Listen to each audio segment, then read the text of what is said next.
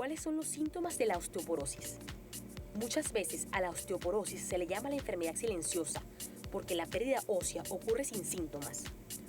Una persona no siempre sabe que tiene osteoporosis hasta que sus huesos son tan débiles que cualquier fuerza, golpe o caída le causa una fractura o el derrumbe de una vértebra. Inicialmente se puede notar o ver una vértebra derrumbada cuando se sufre de dolor severo de espalda, disminución de altura o deformidades espinales como la postura encorvada.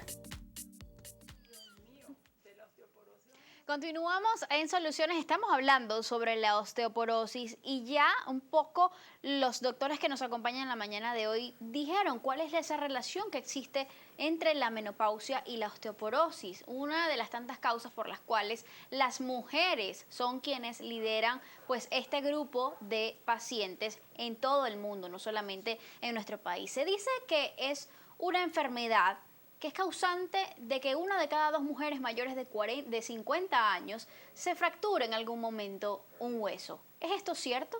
¿Son estas las cifras?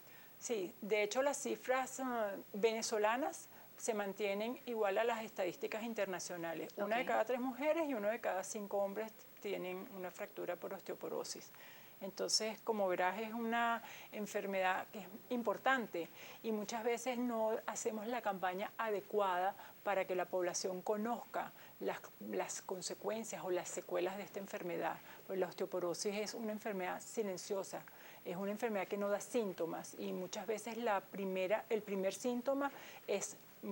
el primer síntoma de la osteoporosis es una fractura. Es decir, que toda vez que ocurre la fractura y sale uno corriendo con la persona para la emergencia, es que se dan cuenta de cuál es el problema de base. Generalmente es así. Generalmente es así. Solamente el 10% de las fracturas vertebrales son diagnosticadas como tales. El resto pasa en una forma inadvertida.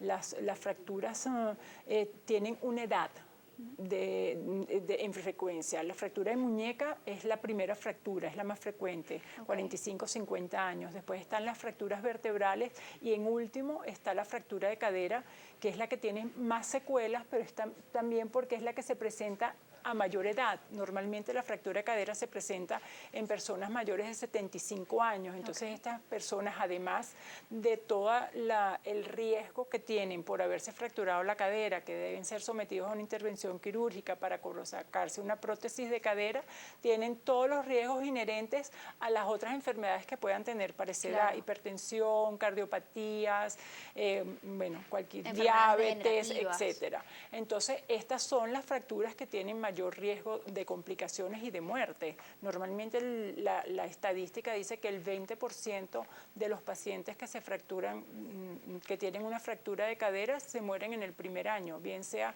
como posterior a las complicaciones de la cirugía o durante el primer año por complicaciones de cualquier patología inherente a la cirugía como porque tal, además limita muchísimo la actividad de la persona. Una fractura de Sí. cadera obliga a un paciente a estar en cama pues por un tiempo prolongado y si a eso se le suma el miedo que da volver a caminar. Exacto.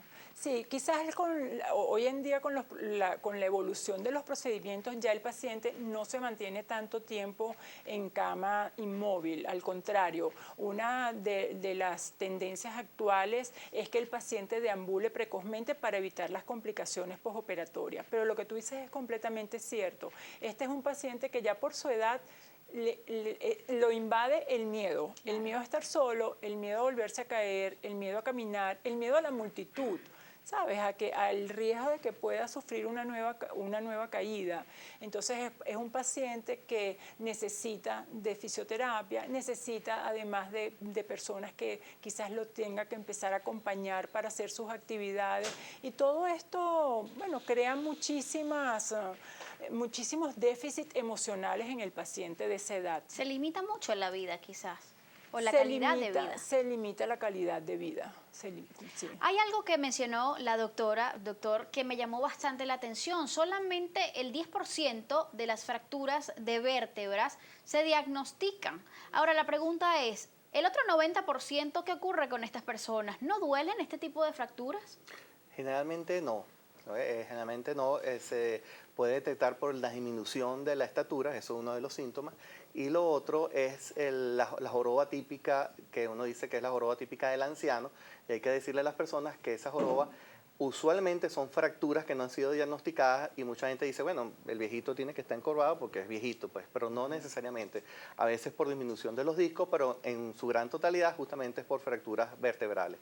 Y muchas veces no solamente el paciente, sino a veces los mismos médicos no la diagnosticamos a tiempo o adecuadamente o no la sospechamos y no pedimos un examen tan sencillo como una radiografía de columna o la misma densimetría a veces también se puede detectar y ahí sospechar que tiene fractura porque una vez que sucede la primera fractura, que en este caso puede ser vertebral, se inicia una cascada de que se van a fracturar otras vértebras y posiblemente el riesgo de tener una fractura de cadera es casi 7 veces más de la persona que no haya tenido una fractura vertebral antes. O sea que esa cascada de alguna manera hay que detenerla, pues. ¿Por qué se da esto? ¿Por qué hay tantas fallas quizás? ¿O se hace tan tardío el diagnóstico muchas veces? Porque no se sospecha, básicamente. Como no da síntomas, muchas veces pues entonces la persona no sabe que tiene la fractura vertebral, no se hacen los exámenes adecuados y bueno, pasa el tiempo y se siguen fracturando las siguientes vértebras. Es decir, que casi nunca se detecta la enfermedad en una etapa temprana. Es correcto, muchas veces no se detecta en la etapa temprana.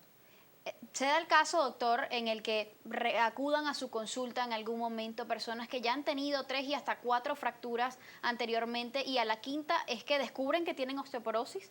Pudiera ser porque a lo mejor ya tiene menos estatura o tiene una curvatura acentuada de la columna y entonces a lo mejor ahí se sospecha. Entonces, bueno, es un llamado dentro de la misma sociedad a la cual representamos, de alguna manera que tanto los médicos generales o los que a veces no tienen la pericia de alguna manera para manejarlo, pero que siempre la sospechen en personas adultas que cuando vean que hay una posibilidad, pídanle esos estudios y a lo mejor podemos diagnosticar que tiene una fractura vertebral. Personas mayores de 30 años, por decirlo así, o cualquier persona que pues tenga, sea fumador, que tenga el hábito de ingerir grandes cantidades de bebidas alcohólicas cada cierto tiempo, que además sea una persona sedentaria, de estas personas que van de la casa al trabajo, del trabajo a la casa, además es un trabajo de oficina, o quizás hacen otras cosas, pero no como tal una actividad física, un deporte o una rutina de ejercicios. Personas que tiendan a comer pues con mucha grasa, que no incluyan mucho calcio en su dieta. ¿A partir de qué edad? Fíjense que estoy dando la descripción de la mayoría de las personas, ¿no? Del común de las personas, sobre todo en ciudades como estas, que son tan agitadas.